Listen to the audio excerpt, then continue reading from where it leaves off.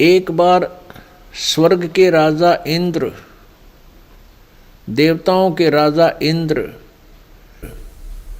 अपने ऐरावत हाथी पर बैठे हुए जा रहे थे। बड़े साजोबाज के साथ आगे आगे गंधर्व उनके सामने गाने गा रहे थे, अप्सराएं नाच रही थी, पीछे देवता आ रहे थे। अपने राजा के सम्मान में सभी अपने हिसाब से उनके तारीफ कर रहे थे। उधर से दुर्वासा जी को किसी ने उनको एक माला भेंट की थी।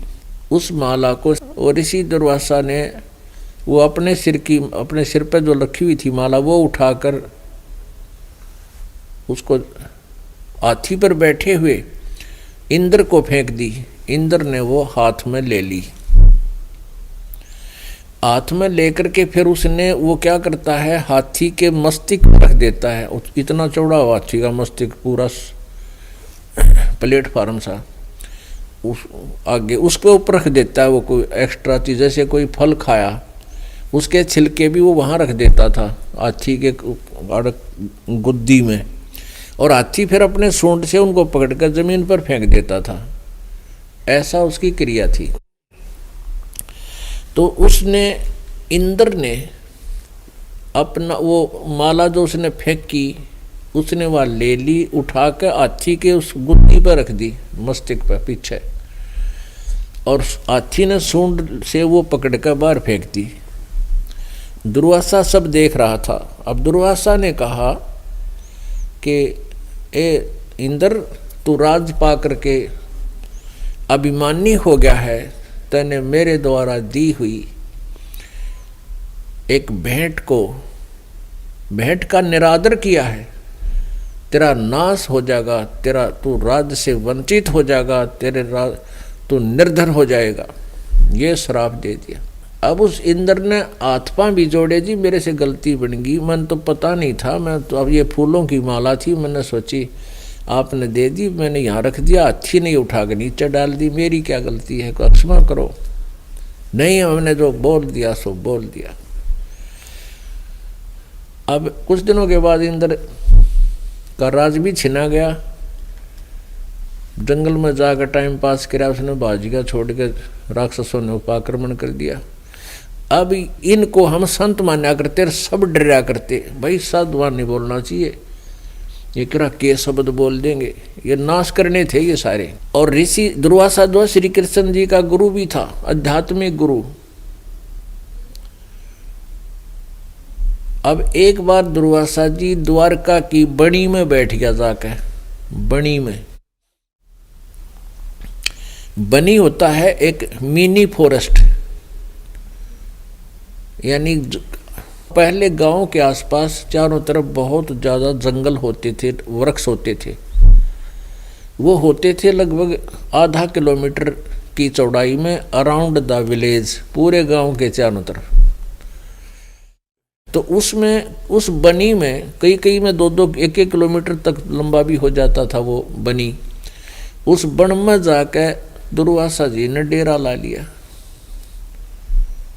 और दुर्वासा जी के विषय में ये सुप्रसिद्ध था कि ये बहुत पहुंचा हुआ महात्मा है, सिद्ध पुरुष है और त्रिकालदर्शी है। लेकिन श्री कृष्ण जी की समर्थता को फाइनल मान के यादव लोग इतने अभिमानी हो गए थे कि वो श्री कृष्ण जी के अतिरिक्त कोई भी संत महात्मा भक्त आता उसका आदर नहीं करते थे, उसको ठीक से डील नहीं करते थे, क्योंकि उन्होंने ये मान लिया था कि हमारे भगवान श्री कृष्ण जी सुप्रीम पावर हैं। तो इसलिए जब उन बच्चों को पता चला, नगर निवासियों को पता चला कि दुर्वासा नाम के एक पहुंचे हुए सिद्ध पुरुष नगर के पास बैठे हैं, तो श्री कृष्ण जी के पुत्र प्रद्युम्न और कुछ एक उसी हम उम्र के 30-40 साल की उम्र हो रही थी उनकी, उसी की हम उम्र के कुछ व्यक्तियों ने एक फैसला किया, एक बकवाद सूझी। वो कहने लगे भाई न्यू कहे हैं कि श्री दुर्वासा जी ऋषि त्रिकालदर्शी हैं, भूत भविष्य की सारी बता देते हैं, इसकी परीक्षा लेते हैं। तो उन्होंने क्या किया कि प्रद्युम्न जो श्री कृष्ण जी का पुत्र था, प्रद्युम्न को एक गर्भवती स्त्री का सांग करवा दिया, यानी पेट का ऊपर एक कढ़ाया बांध दिया, छोटा सा कढ़ाई, छोंक छांक लाने की कढ़ाई हुआ ना छोटी छोटी रसोई में लोहे का, वो कड़ा बांध दिया पेट पे और पाछा रस्सी तो मजबूत बांध दिया, और उसके ऊपर का गुद्दड़ सा यानी थोड़ा थोड़ी कोई मोटे कपड़े लपेट के कपड़ा बांध दिया। उसके ऊपर फिर वहाँ की जो लेडीज ड्रेस थी उस समय की वह परा दी, सारे श्रृंगार सिंगूर कान कुन्ना के उलझा दिए उसमें, और एक उसका पति बनकर 10-5 और भक्त उसके साथ हो लिए। दुर्वासा जी के पास जाकर कहा कि हे ऋषिवर, ये व्यक्ति है, यह इसकी पत्नी है, और इनके शादी के लगभग 10-12 वर्ष के बाद आस रही है। अब ये 10-12 वर्ष के बाद गर्भवती हुई है और ये उतावले हो रहे हैं ये जानने के लिए कि हमारे लड़का होगा या लड़की। आप बताइए रिसीवर, इनका क्या होगा। तब दुर्वासा ने देखा अपने ध्यान से कि ये तो बकवाद कर रहे हैं, ये स्त्री नहीं पुरुष है और कड़ाया बांध रहे हैं, इतने कि इनकी दिव्य दृष्टि काम कर जाती है। दुर्वासा एकदम क्रोधित हो गया कि ये मजाक करने आए हैं मेरे साथ। श्राप दे दिया कि इससे, ये जो गर्भ बना रखा है इससे यादव कुल का नाश होगा, थारा नाश होगा। अब भाई उनने, अब मुश्किल माच की बालका ने बाबा जी ने तो गलत बात कह दिया तो मर गए, और निकाला चिमटा और करी लाल आँख, अब वो भाग लिए। अब नगरी में यह बात फैल गई पूरी द्वारका में कि भी दुर्वासा जी के साथ बच्चा ने मजाक कर दिया और दुर्वासा जी ने श्राप दे दिया। और दुर्वासा का श्राप तो भाई तोब का गोला है।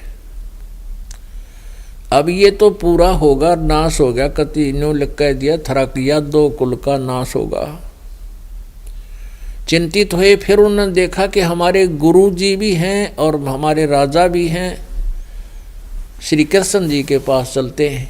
कुछ एक कहने लगे हमारे सिर पे भगवान श्री कृष्ण जी विराजमान हैं, हमने किसका डर है, क्यों चिंता करते हो। चलो फिर भी कहने लगे भी नहीं, श्री कृष्ण जी से इस बात का इस प्रार्थना करते हैं, उनका आदेश लेते हैं। अब श्री कृष्ण जी के पास गए, सभी नगर निवासी चिंतित थे और सारी कहानी बताई। श्री कृष्ण जी ने कहा कि भाई बच्चों को ले जाओ और दुर्वासा जी से माफ़ी मांगो, वही अक्षमा करेगा। बच्चों को ले गए, अगदी बालक से गलती होगी माफ़ कर दो, आपके बच्चे हैं, गलती से इन्होंने आपके साथ मजाक कर दिया। दुर्वासा बोला नहीं, मैंने जो कह दिया सो कह दिया, अब ये वचन मैं वापस नहीं ले सकता, अपने बच्चा ने समझाया करो। अब वो नगर निवासी फिर वापस आ गए, वह तो पक्का होगा, फाइनल हो गया। पूरे नगर में चूल्हा नहीं चढ़ा, चूल्हा नहीं जलाया किसी ने, अनहार बंद हो गया, किसी ने नहीं खाया कि नाश होगा। तो फिर श्री कृष्ण जी के पास गए, इस पे भगवान आप ही समाधान करो, आप तो सर्वशक्तिमान हो, आप जो चाहे सो कर सकते हो। अब श्री कृष्ण जी ने कहा, देखा कि तो वे घने चिंतित हो गए। श्री कृष्ण जी ने कहा भी ऐसा देखो, ध्यान मेरी बात सुनो, किस चीज से हमारा नाश होगा। इस कढ़ाई से जो पेट पर बांध रखा था, गर्भ का सांग कर रखा था, और उन कपड़ों से, उन कपड़ों को जलाकर उस राख को सभा करके जमुना में डाल दो, और इस लोहे के कढ़ाई को घिसा घिसा के इसका चूरा बना के प्रभास क्षेत्र में और इस यमुना में डाल दो, नहर में। ना रहेगा बांस, ना बजेगी बंसुरी, ये कढ़ाई ये गुदड़ गर्भ जो कपड़े नहीं रहेंगे तो फिर हमारा नाश कैसे होगा। सब बड़े खुश हुए कि वाह भगवान, आपने तो कमाल कर दिया, सही है, इसका समाधान बता दिया। तो क्या किया, वो कपड़े तो फूंक के गिर दिए यमुना में प्रभास क्षेत्र में, और उस कढ़ाई को घिसाना था पत्थर पे। अब उस कढ़ाई को घिसावे नंबर ला दिया भाई रोजाना के 20 आदमियों का कि तुम इसको बारी बारी घिसाओ, चूरा बना दो कति सारे के सारे का। तो उनके वो कड़े तो न्यारे तोड़ लिए, 2 कड़े पकड़न के होते हैं हैंडल टाइप, वो तो दे दिए अलग व्यक्ति आते हैं, भाई तुम कितने दिन में घिसा कर इसका चूरा बना कर जमुना में डालना, ये तुम्हारी ड्यूटी है। और कुछ 50-100 जो उनने अपनी सेवा लगा ली डेली, 10-10 मिनट 10 घंटे वो ऐसे घिसावें, वो पूरा कढ़ाया घिसा के, छोटी सी वह कढ़ाई थी, वो घिसा के और चूरा बना के यमुना में डाल दिया नहर में। उधर से एक कड़ा भी घिसा कर डाल दिया, लेकिन एक कड़ा किसी आलसी के हाथ में आ रहा था, उसने कुछ घिसाया कुछ ना घिसाया और फेंक दिया जमुना में, होगी ड्यूटी पूरी। अब वो घिसाने से चारों तरफ से चमक गया था वो कड़ा। एक मछली ने कोई खाद्य पदार्थ जान के वो कड़ा खा लिया, और बाकी जो चूरा गिरा था यमुना में, यमुना दरिया में, उसका पठेरा जाम गया। ये सरकंडे हुआ कर ना, सरकंडे पहले बच्चे लाया करते, काट के कलम बनाया करते, उनते पठेरे जैसे होता है, वो सरकंडे जाम गए और वो इतने तीखे पत्ते हो गए, तलवार कैसे पत्ते, ब्लेड जैसे पत्ते तीखे। उधर से वो मछली पकड़ दी एक शिकारी ने, एक मछियारा था, उस शिकारी मांसाहारी था, तो उसने वो जाल डाला, मछली आ गई, मछली काटी तो उसमें से वो चमकीली वस्तु निकली। उसने सोचा ये क्या चीज है, चांदी है या सोना, ये क्या चक्कर है, मैं दिखाता हूँ, लोहा है। तो उसने सुनार को दिखा, सुनार बोला भाई सोना चांदी नहीं है, लेकिन लोहा बहुत बढ़िया है यो। तो शिकारी था, उसके वो तीर रखता था, उसने लोहार से कहा कि कारीगर मेरा ये एरो बना दे, इसका तीर का, इस बाण का तीर एरो बना दे, आगे आगे की पोली सी वा, और जहर में बुझा कर बना दे, विषाक्त बनवा दी। और वो अपना तीर संभाल कर रख लिया। अब कुछ दिनों के बाद क्या हुआ कि वो चूरे का तो वो सरकंडे जाएंगे, उसमें तीखे पत्ते, ब्लेड के से पत्ते हो गए, और उधर से कुछ दिनों के बाद 56 करोड़ यादव थे टोटल, उनकी आपस में खींचातानी शुरू होगी। जरा सी कोई बात कह दे, लट्ठम लट्ठा एक दूसरे ने मार करें, हत्या होने लगेगी। जवान बालक वैसे बीमार होकर मरने लग गए। तो जब पहले लोग इतने बुद्धिमान होते थे, भगवान से डरने वाले होते थे, नगरी में कोई उत्पात शुरू हो जाता, किसी भी प्रकार का आपसी लड़ाइयाँ शुरू हो जाती, तो वो साधु संतों के पास जाते थे और समाधान पूछते थे। तो जैसा जिसको ज्ञान था वो बता दिया करते थे। तो सारी नगरी में यह चिंता हुई भी की बात होगी, किसी ने किसी का बोल अच्छा नहीं लगता, ना बड़े छोटे की लाज रही, शर्म रही, हाहाकार मच रहा है, क्या चक्कर पड़ गया। रोजाना किसी ना किसी कोने में झगड़े हो रहे हैं, छोटे मतलब जवान बच्चे की मृत्यु हो रही है, हाहाकार मच रहा है, पता नहीं बेचैनी सी होगी है सभी को, क्या कारण है। तो नगर के मौजूद व्यक्ति 100-200 इकट्ठे होकर फिर श्री कृष्ण जी के पास गए क्योंकि यादों के गुरुजी थे श्री कृष्ण जी। तो श्री कृष्ण जी से सारी कहानी बताई। भगवान पता नहीं क्या हो गया नगरी में, कोई किसी की शर्म लाज नहीं रही। बालक नौजवान आपस में छोटी सी बात करते हैं, झगड़े कर लेते हैं, एक दूसरे को मार रहे हैं, जुल्म हो गया। वैसे भी प्रतिदिन किसी न किसी कारण से मृत्यु हो रही है, नगरी में हाहाकार मच गया। इसका कारण तथा समाधान बताओ प्रभु। श्री कृष्ण जी ने कहा कि भाई कारण तो यह है कि दुर्वासा का श्राप अब फलीभूत हो रहा है। अब सभी नगर निवासी कहने एकदम घबरा गए कि क्या करें भगवान, फिर समाधान बताओ। श्री कृष्ण जी ने कहा कि जाओ तुम प्रभास क्षेत्र में और जमुना में नहाओ। यमुना में स्नान करने से तुम्हारा ये श्राप मुक्त हो जाएगा। ये 3 ताप के अंतर्गत आता है। कोई किसी को श्राप दे दे और या कोई देवरुष्ट हो जाए, कोई जंतर मंत्र कर दे, किसी में गाल गलवा दे, भूत बात छोड़ दे, ये भी 3 ताप के अंतर्गत ये पीड़ाएं होती हैं। तो श्री कृष्ण जी ने कहा कि ये 3 ताप के अंतर्गत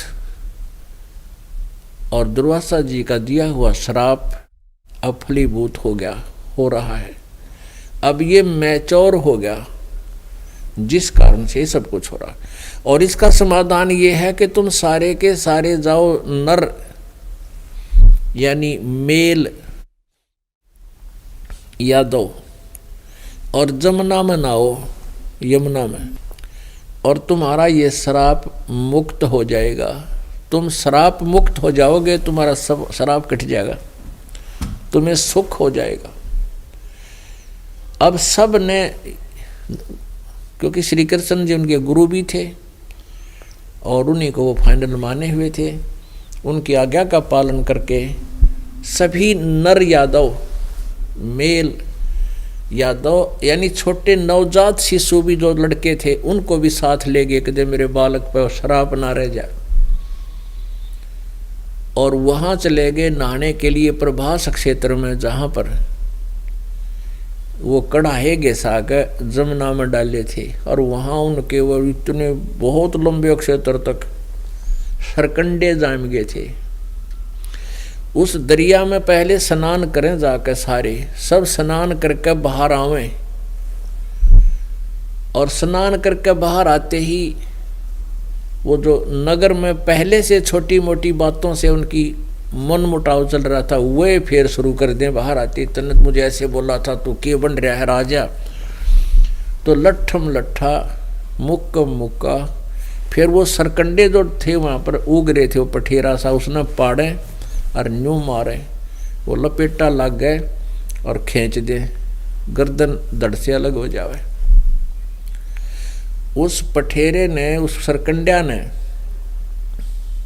पठेरे जैसा ही सरकंडा होता है, पठेरा आम देखने को मिल जाता, सरकंडे कम थे इसलिए बता रहा हूँ। तो उन सरकंडा ने पाड़े और ऐसे घुमा के मार दे एक दूसरे के, उसकी उसका गर्दन में लग जा, उसकी उसमें, दोनों खींचते दोनों मर जा। यानी वहां कत्लेआम हो गया। 56 करोड़ यादव कटका मर गए आपस में। गए थे श्राप मुक्त होने के लिए श्री कृष्ण जी से समाधान लेकर, और हो गया नाश। श्राप नहीं खत्म हुआ, यादव खत्म हो गए। विष्णु पुराण में लिखा है कि कुछ यादव बच गए थे। श्री कृष्ण भी वहां चला गया जहां उनका वो नाश हो रहा था, हो चुका था। तो वहां जाते श्री कृष्ण जी ने भी वह सरकंडे पाड़े, वह मूसल बन गए, मूसल भारा भारा। श्री कृष्ण ने वो बचे हुए यादों को खुद मार डाला।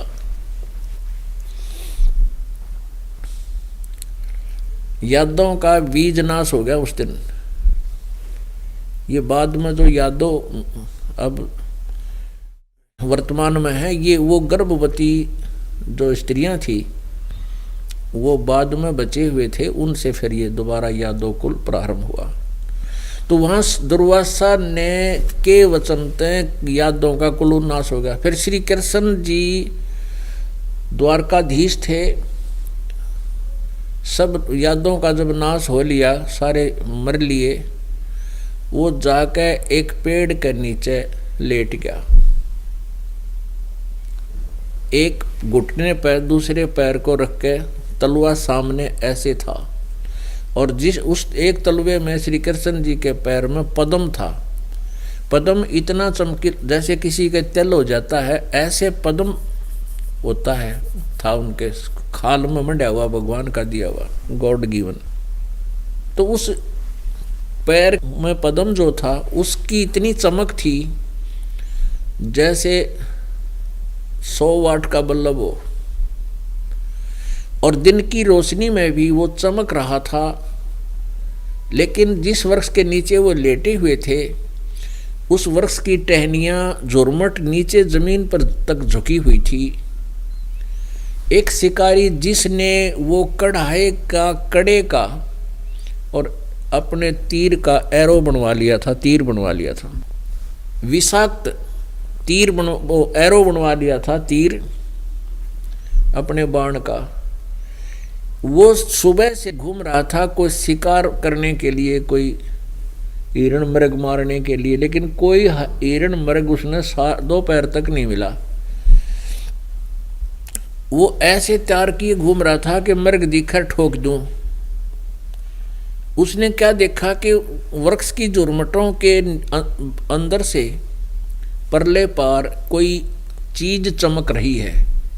वो था तो श्री कृष्ण जी के पैर का पद्म, और उस शिकारी ने सोचा ये मृग खड़ा है, और मृग की आंख चमक रही है हिरण की।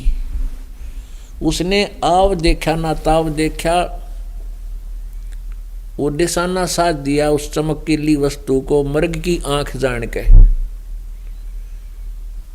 और वो तीर मार दिया विषाक्त। वो श्री कृष्ण जी के तलवे में जा लग गया, पैर में। तो उस समय श्री कृष्ण जी ने जो पीड़ा हुई, पीड़ा के कारण वो कर रहा है, मर गया रे, मर गया रे, मर गया रे, क्या किसने मार दिया। तो शिकारी डर गया, भाई मानुष मर गया है, तो मनुष्य मर गया, भाग गया। इधर से देखा तो वो द्वारकाधीश मोर मुकुट सिर पे और तड़फ रहे हैं।